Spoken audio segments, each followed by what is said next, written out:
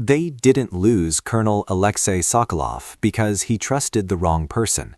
They lost him because he trusted the same routine. For most of his career, Sokolov had survived inside the most dangerous profession on Earth by assuming everyone was watching him. He varied routes through cities. He rotated guards without warning. He swept offices for listening devices before his coffee had time to cool. His paranoia was not weakness, it was discipline, it was survival. But paranoia has a flaw. It teaches you to hunt threats. It does not teach you to question comfort. On May 17, 1987, that flaw placed Colonel Sokolov alone, unseen and unprotected, for exactly 45 seconds on a civilian ferry crossing the Black Sea. Those 45 seconds erased 40 years of Soviet intelligence work. At 4:47 p.m., the ferry departed Odessa port, carrying 217 civilians who believed they were embarking on an ordinary journey to Istanbul.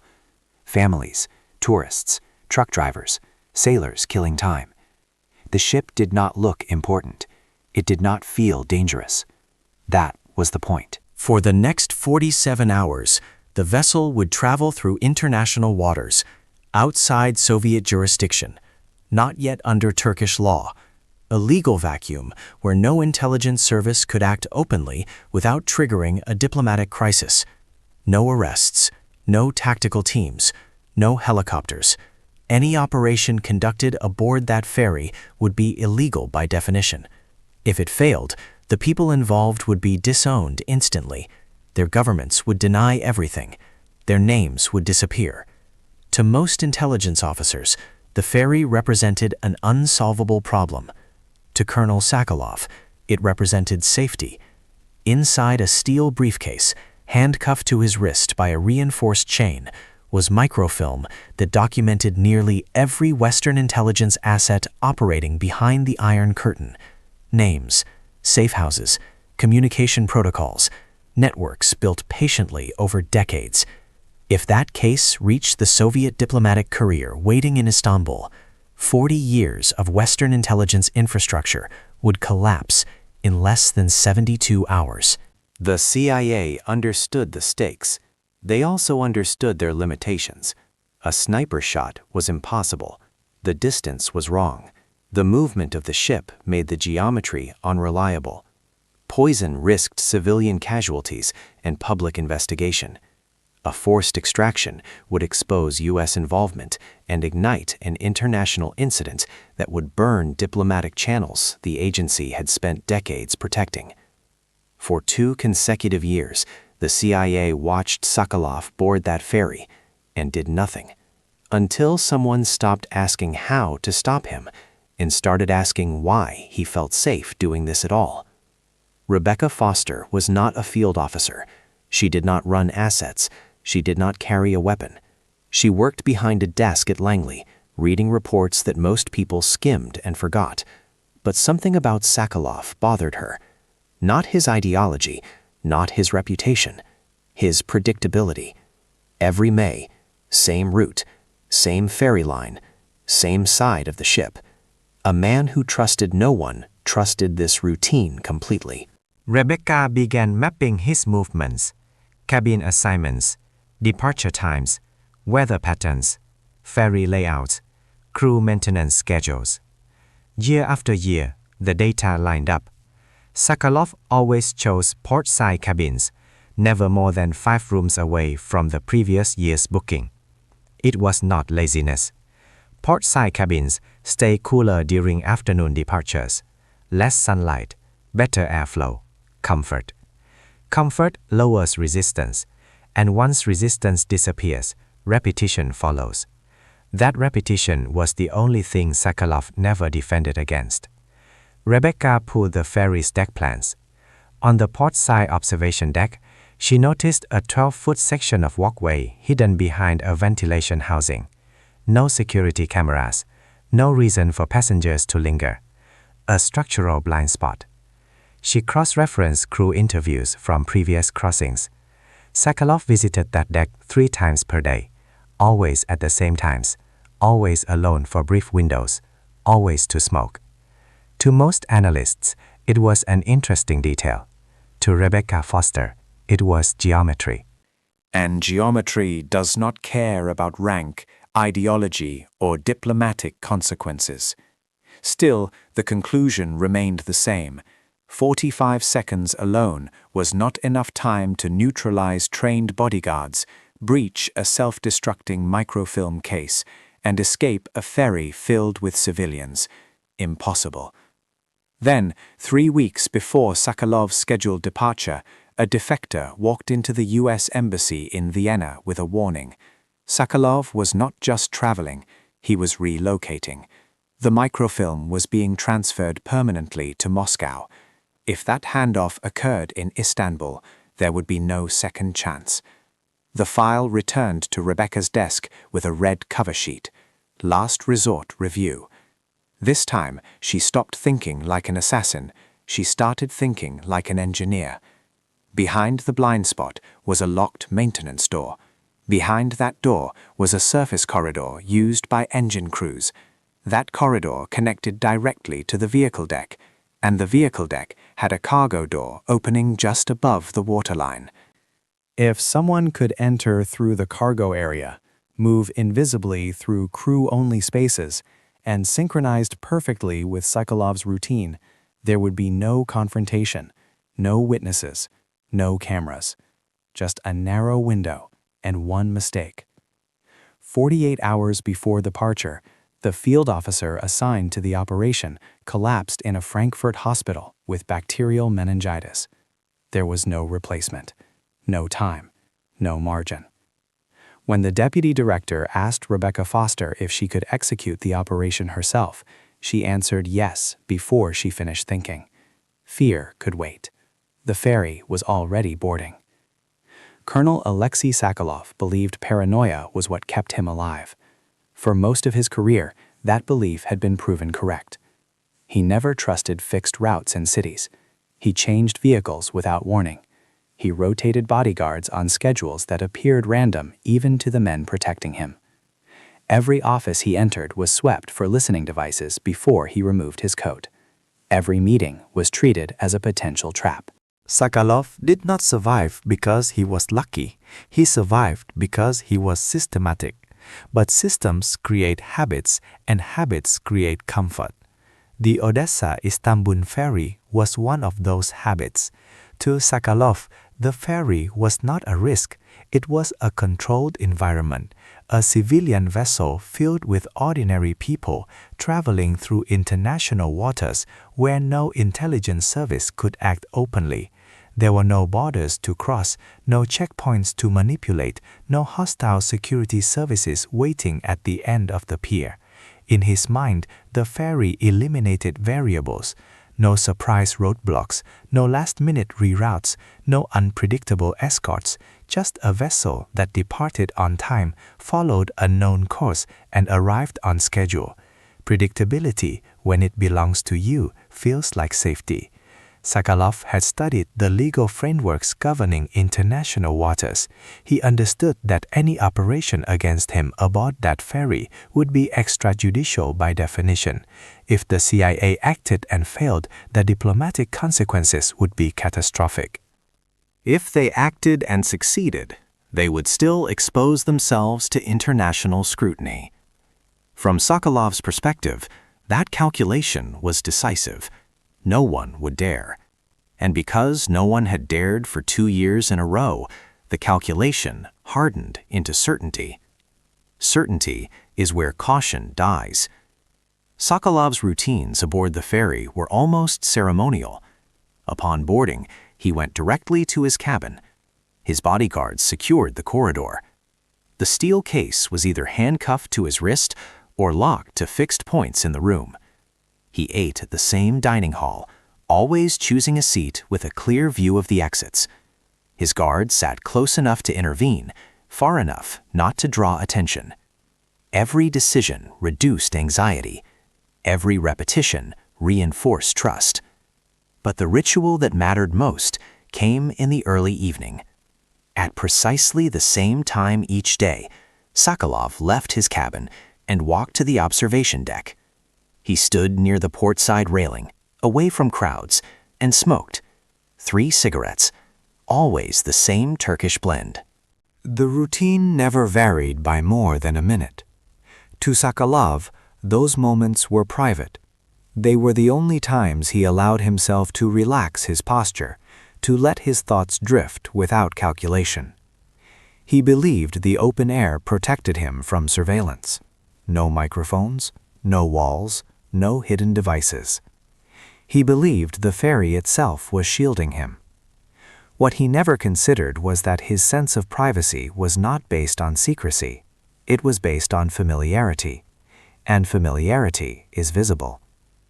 Every time Sokolov repeated the same behavior, he confirmed it was safe. Every confirmation lowered the psychological barrier that should have triggered suspicion.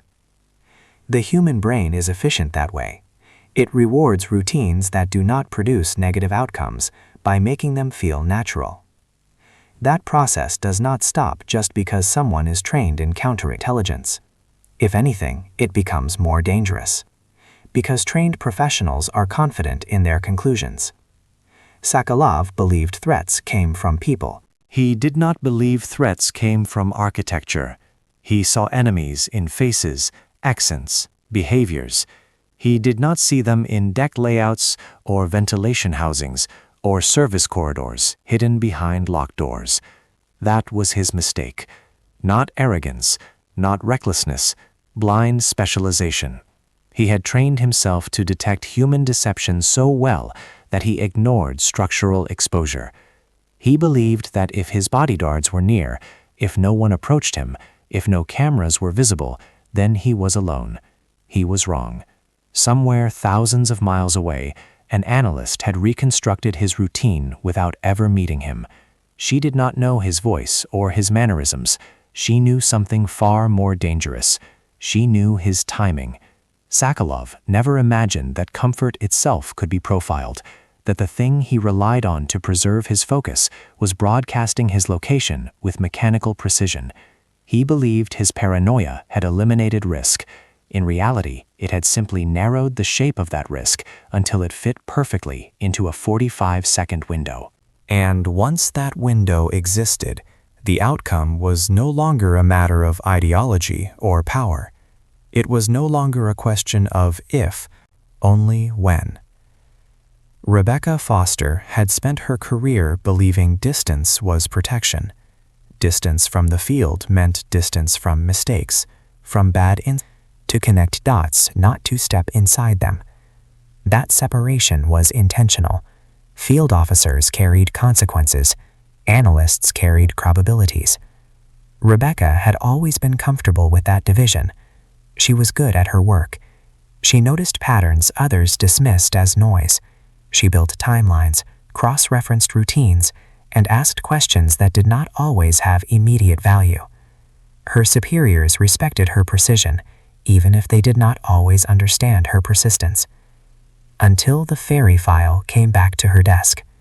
When the warning from Vienna confirmed that Sokolov was transporting a master list, the problem stopped being academic. The pattern she had mapped was no longer an interesting anomaly. It was the only opening the agency had.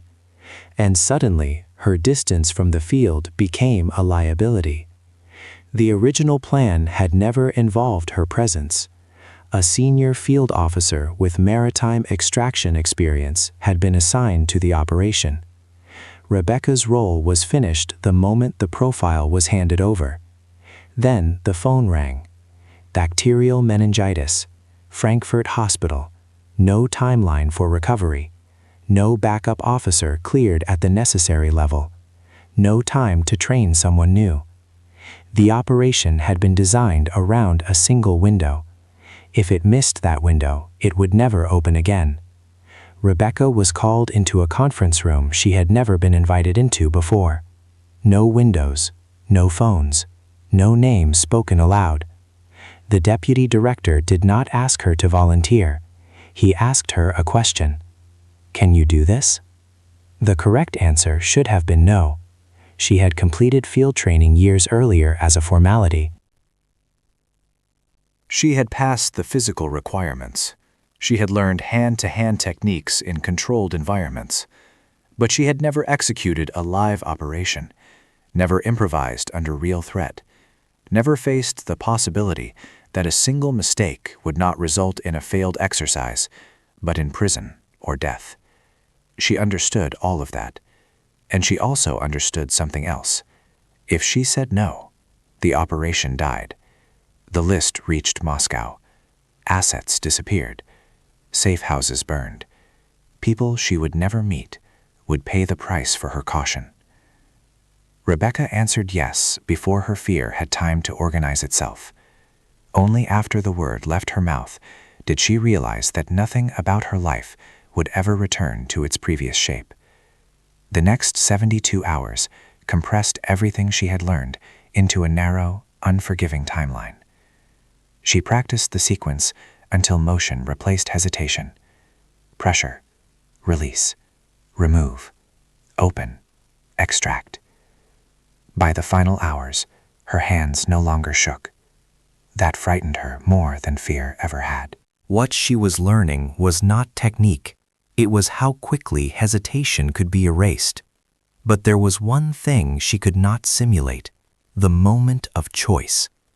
No training exercise could recreate the weight of stepping out from behind the ventilation housing, knowing that once she did, the operation could not be paused or corrected.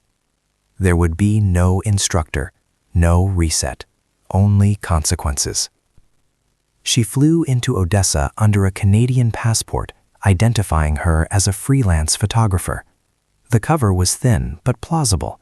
The city was used to foreigners who passed through without leaving marks. She spent her first night walking the port area, memorizing sightlines, rhythms, the way guards glanced at credentials and then lost interest. She noted which rules were enforced strictly and which existed only to make people feel safer. The next afternoon, she tested the access route. $2,000 bought her a laminated work pass and a high-visibility vest from a dock supervisor who supplemented his income quietly. Transaction took less than a minute. Corruption, she noted, was faster than ideology. The guard at the cargo entrance barely looked at her pass. The vest did the work for her. Visibility created invisibility. People assumed that someone who belonged everywhere belonged nowhere in particular. She walked through the cargo door without being stopped. The service corridor matched the blueprints exactly. Industrial gray paint. Fluorescent lights that flickered on a predictable cycle. The smell of diesel, salt, and rust. She passed 2 crew members and did not break stride. Purpose deflected questions better than confidence ever could. At the maintenance door leading to the observation deck, she tested the lock. Standard wafer tumbler. Old, overused. The kind of lock that discouraged curiosity rather than intrusion. She picked it in under 20 seconds. Then she waited. The waiting was worse than the movement. Inside the maintenance closet, time stretched. She replayed the sequence again and again. Pressure, release, remove, open, extract, exit. She thought about the analyst she had been, the distance she had once believed was safety, the illusion that observation carried no responsibility. That illusion was gone. When her watch vibrated with the silent alarm she had set, the fear arrived all at once, sharp, focused, useful. Fear, she realized, was not the enemy.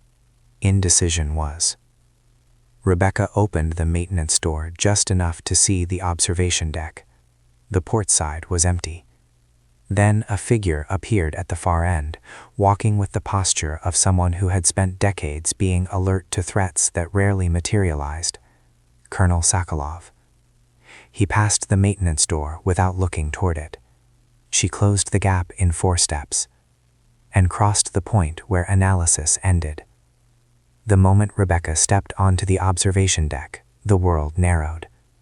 Wind rushed past her ears, carrying the mixed smell of salt water and diesel exhaust. The ferry's engines hummed beneath the deck plates, a constant vibration that masked smaller sounds. To anyone else, it was background noise. To her, it was cover. Sokolov stood with his back to her, facing the Black Sea. One hand rested on the railing. The other moved toward his coat pocket, already reaching for his cigarette case. His posture was relaxed in a way it never was in enclosed spaces. He believed he was alone. Rebecca counted steps without looking down. The deck surface was rubberized, designed to prevent slipping in bad weather. Her boots made no sound. 3 feet behind him, Sokolov's shoulders shifted slightly. Instinct. The same instinct that had kept him alive for decades warned him that something was wrong. He began to turn. Rebecca moved. Her right hand locked onto his left wrist, pinning the steel case against his body before he could react. Her left hand followed immediately, thumbs positioned exactly where she had practiced, over the scaffold bone. She applied pressure at a 90-degree angle. The fracture was clean. The sound was sharp, dry, and final. Sokolov's mouth opened, reflexively drawing breath for a shout that never came. Rebecca's forearm cut across his throat, not to crush, but to block sound. She felt his body tense, then falter. Pain overrides training when it arrives faster than the mind can process it. 3 seconds. His fingers spasmed, the grip loosened.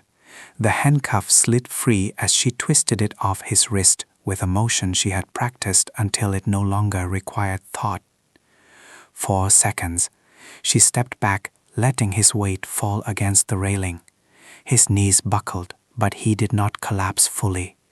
Shock held him upright, confused, disoriented, trying to understand how the world had changed so completely in less time than it took to light a cigarette. The case was in her hands. It was heavier than she expected, not in weight but in consequence. She could feel the faint warmth through the metal, acid vials waiting to dissolve the microfilm if the lock was forced. The design was elegant in its cruelty. Temper and the intelligence died with the courier. Rebecca knelt, using her body to shield the case from view. The ventilation housing blocked the sightline from the rest of the deck. Anyone passing would see only a man leaning unsteadily against the railing. She inserted the pick set into the lock. The mechanism resisted. Soviet military standard, built to withstand brute force and amateur tampering. It was not designed to defeat someone who knew its tolerances by heart. She listened to the tumblers through the metal, felt for the hesitation points, adjusted pressure by fractions. 7 seconds. The lock opened. She lifted the lid carefully, slow enough not to trigger the pressure sensor. Inside, the microfilm canister sat centered in a foam cradle. Small, fragile, world-ending. She removed it and slipped it into the inner pocket of her jacket. Behind her, Sokolov moved, not toward her, toward the emergency alarm. His right arm swung wide, clumsy but determined, reaching for the red panel mounted on the ventilation housing. If he pressed it, the deck would lock down. Security arrived in seconds. The blind spot would cease to exist. This was the moment Rebecca had hoped would not come. She intercepted him before his hand reached the panel. The strike was precise, a focused blow to the vagus nerve cluster in the neck, not enough to kill, enough to disrupt the signal between brain and body. Sokolov collapsed. Rebecca caught him and lowered him against the housing, positioning his body so it appeared he had simply sat down and lost consciousness. To anyone approaching, it would look like a man who had drunk too much or felt unwell. She checked her watch. 4 minutes. 3 minutes longer than planned. His bodyguards would notice his absence soon. At first, they would assume a delay, then irritation, then concern. At exactly 6 o'clock, when he failed to return to his cabin, they would begin searching. Rebecca moved. She slipped through the maintenance door, closed it softly behind her, and descended the stairwell into the service corridor. Her heart rate was elevated but controlled. Training had taken over. Conscious thought narrowed to navigation and timing. Down 2 levels, left turn, straight corridor, vehicle deck. The space opened into rows of parked cars secured for the crossing. The cargo door at the far end was open just enough to let in fading daylight and the smell of open water. She ran. At the door she did not hesitate. She stepped through and dropped. The Black Sea hit her like a fist. Cold shock drove the air from her lungs. For a moment there was only pressure and darkness. Then hands grabbed her jacket. She was hauled over the side of a rigid-hull inflatable boat, collapsing onto the deck as the engine surged. The boat accelerated away from the ferry, cutting across the wake at 40 knots.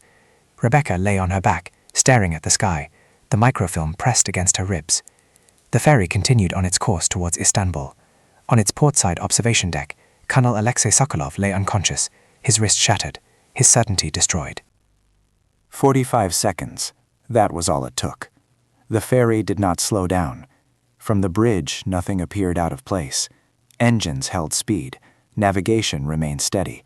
Passengers continued their routines, unaware that one of the most significant intelligence operations of the Cold War had just ended beneath their feet. At 6:14 p.m., Sokolov's bodyguards found him. He was slumped against the ventilation housing on the portside observation deck, pale, sweating, his breathing shallow and uneven. His left wrist was visibly deformed, swelling rapidly beneath the sleeve of his coat. The steel briefcase was gone. At first, they assumed a medical emergency. Then they noticed the empty cuff. Protocol shifted instantly. The deck was secured. Crew members were questioned. Passenger movement was logged. But there was no alarm to explain. No witnesses. No footage. The cameras showed Sokolov walking onto the deck alone, and nothing after. To anyone reviewing the recordings, it looked as if he had simply vanished from relevance. Sokolov regained consciousness within minutes, but the damage was already irreversible. Shock clouded his memory. Pain narrowed his focus. He could describe the injury, the confusion, the loss, but not the person responsible.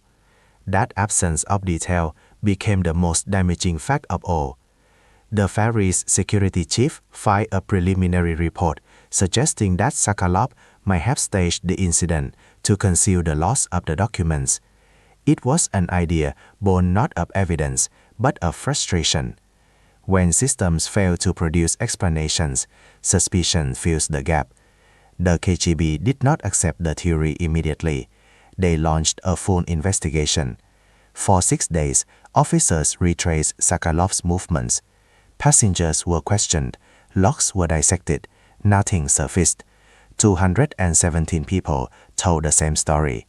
They had seen nothing, no struggle, no argument, no unfamiliar faces. The operation had occurred entirely within a blind spot, physical, procedural, and psychological. That blind spot proved impossible to explain.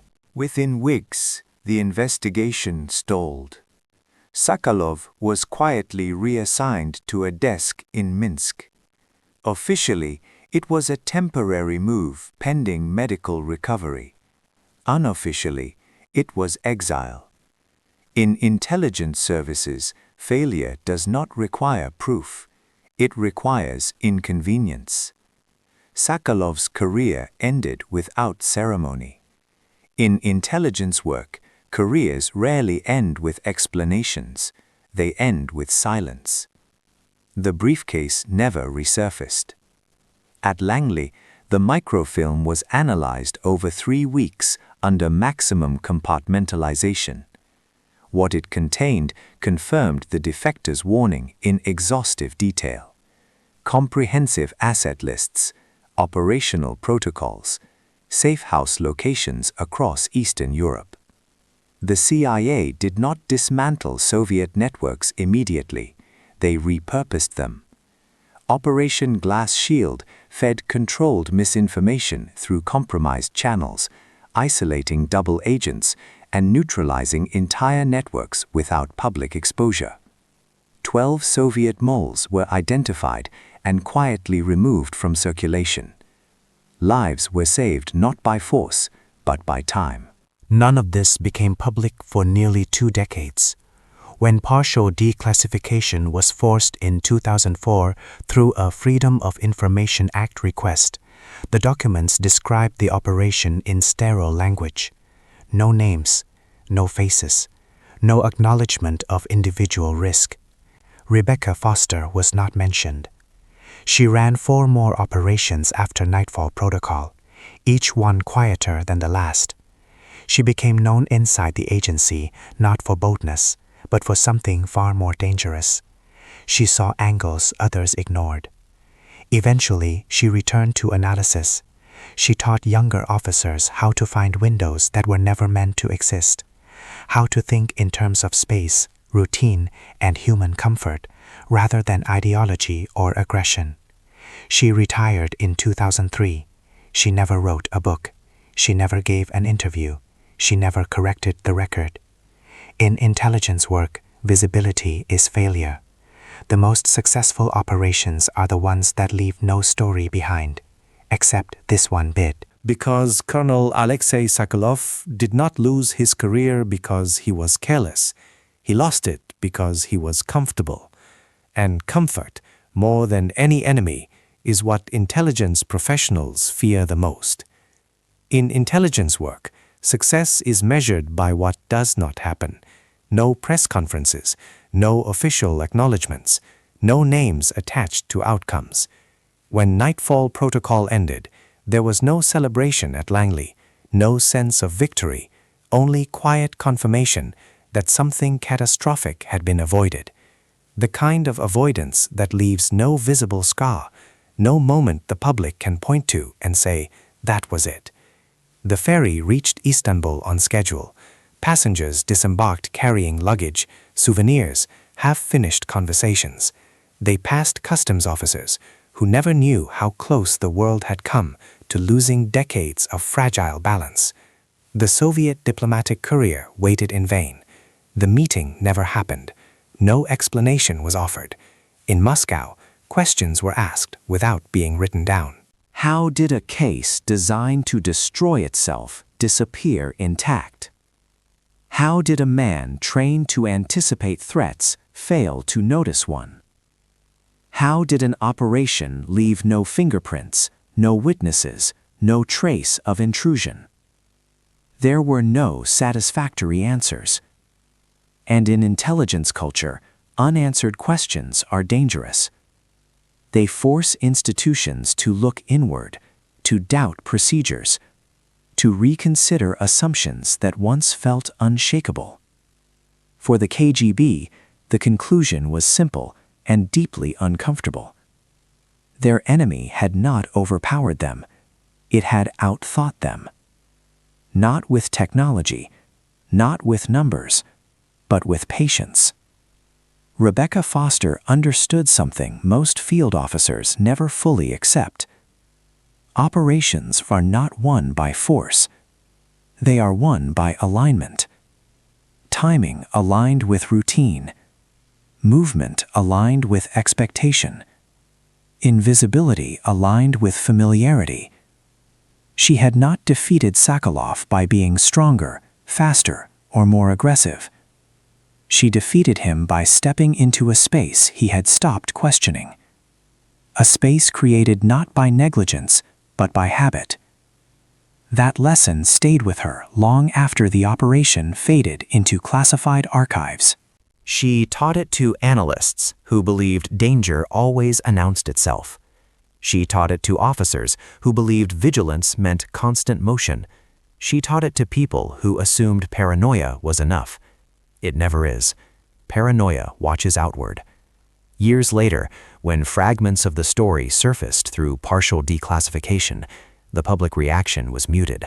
The details were too technical, the consequences too abstract, the names too carefully removed. There was no villain to condemn, no hero to celebrate, just a quiet acknowledgement that history had turned, briefly, on something almost trivial. A ferry, a cigarette, a habit repeated one time too many. That is why the story endured inside intelligence circles long after it disappeared from official records, not because of the violence, not because of the daring, but because of the warning it carried. If a man as careful as Sokolov could be undone by comfort, then no one was immune. And if an analyst could step out of the shadows and change the outcome of a global intelligence war without ever being seen, then the most powerful forces in the world were not always the loudest. Oh, they were the ones that moved quietly through blind spots. The ones that understood that the most dangerous moment is not when you feel threatened. It is the moment you stop questioning why you feel safe.